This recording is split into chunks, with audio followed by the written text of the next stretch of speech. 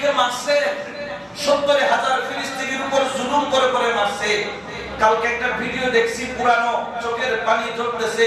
ছেলেটার বয়স বেশি হলে 8-10 বছর হবে।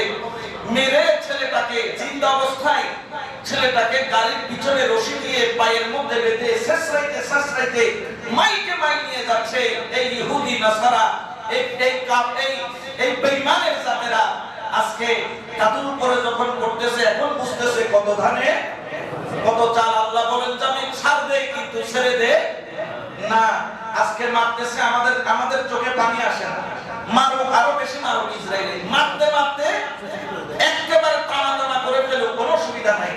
কারণ যেমন কর্ম তেমন ফল। এখন বুঝতেছে।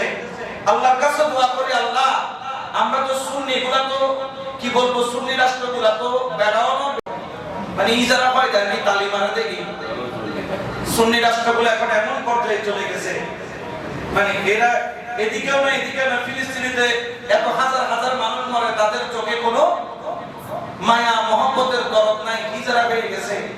যা শিয়া হলো, যদিও আমাদের দৃষ্টিতে তারা কাফের, সুন্নিদের দৃষ্টিতে শিয়ারা তারা ইমানের মধ্যে নাই, কিন্তু কাজটা যেটা করতেছে একদম ফার্স্ট ক্লাস। আমরা খুশি, কেউ খুশি হোক আর না হোক, আমি খুশি।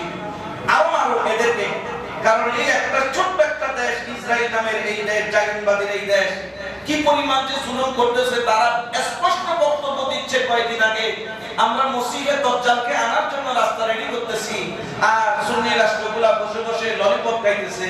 ডোনাল্ড ট্রাম্পের দুই পায়ের আঙ্গুল দুইজনের গালে ঢুকাই দিচ্ছে, ডোনাল্ড ট্রাম্পের পা চাটতেছে। এটার এত মজা, ডোনাল্ড ট্রাম্পের পা চাইটা।